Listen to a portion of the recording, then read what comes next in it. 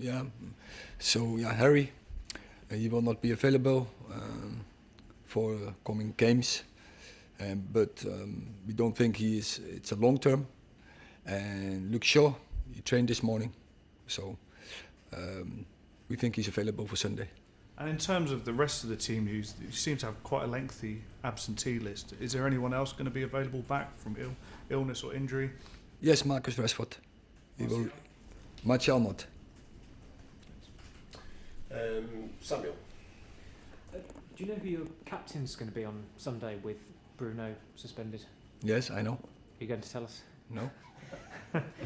And then going back to the Anfield game last season, obviously it was a bad day. The win percentage of the team seems to have fallen drastically since then compared to before it. Do you think there's been a psychological effect of that result, that defeat? Oh, I think everyone knows. I think everyone is highly motivated when you go to Anfield. It's a great place to go, and you know it's going to be tough. And I think that is everything what every top footballer wants. He wants to have that challenge. So you have to looking forward. And last year, of course, we take that in our memory, but you have to also take the benefit from it, learn from it, and on Sunday we can prove that. Dave. Erik, you'll know managers are ultimately judged by the results of their teams. What gives you the confidence that you have the backing of everybody here at the club still, despite the difficult run of results that you've had this season? I feel that, yeah, and they tell it against me, but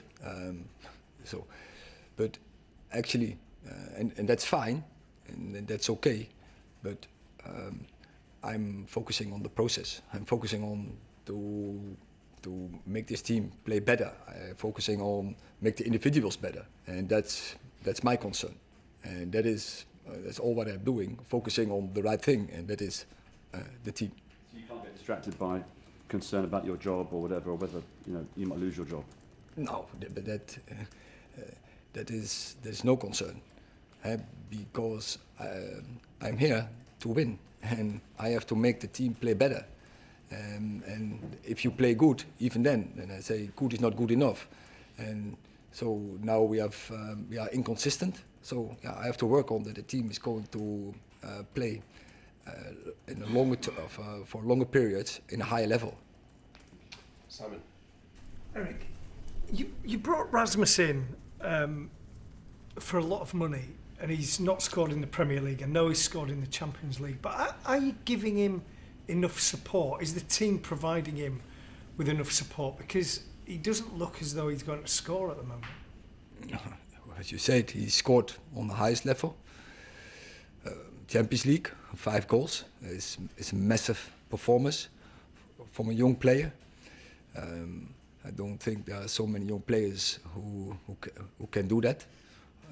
So you see, he has the potential, and we recognize that. And I'm sure he will get there. He will also going to score in the Premier League. I see how he's working in the training.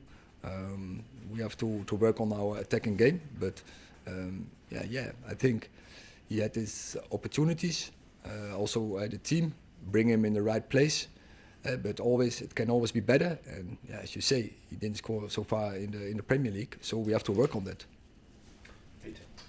Erik, how much do you envy Liverpool? Because at the moment they're top of the league, they've only lost once, they've been able to rest players in midweek, unlike yourselves, they've not got as many injuries. How much do you envy them? Because they're perhaps where maybe you want to be. Oh yeah, they're playing good, no doubt, but we have some more tough games in the last period, so Bayern is also a very good team, and so we have seen we can go head to head with them. So that is our challenge for Sunday as well. Do you worry? Are you a manager who's starting to worry with the injuries and with the trip to a team like Liverpool? Are you a worrier? No, that we will put out a team who can challenge, a team who is confident to win that game, and we're preparing the team in the best way we can, and we are confident that we put out a team who can win there. Jamie. Hi, Given the 7-0 humiliation, because it was a humiliation last year, a lot of people are asking me, do you think, Erik, do you think the team would take maybe a 1 or a 2-0 defeat, no embarrassment? Obviously, you do not want that, but how can you stop your players being scared, basically, of that happening again? Because it's got to be in their heads.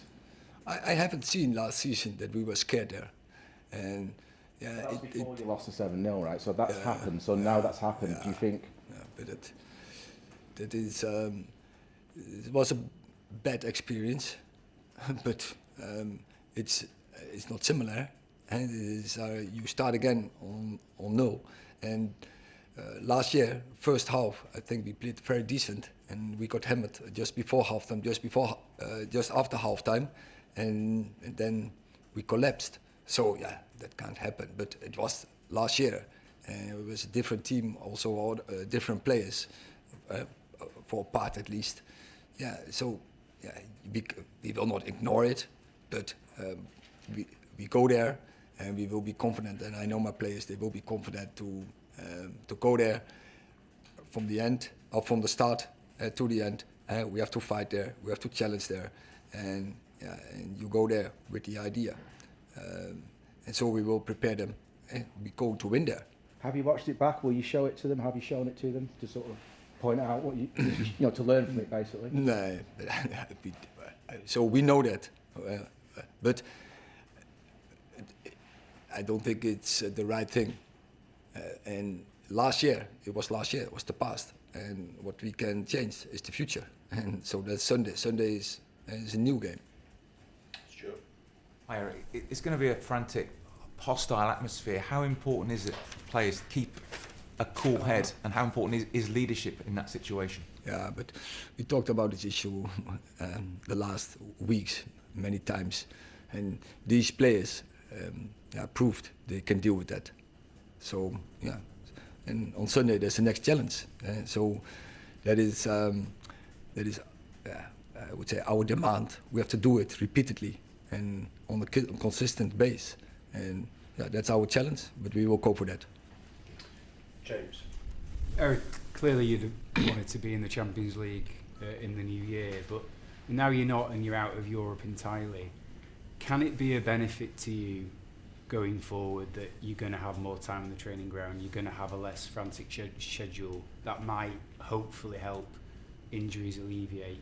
Can you turn that into a positive going forward? Yeah, I think the way you describe it, I think that's true.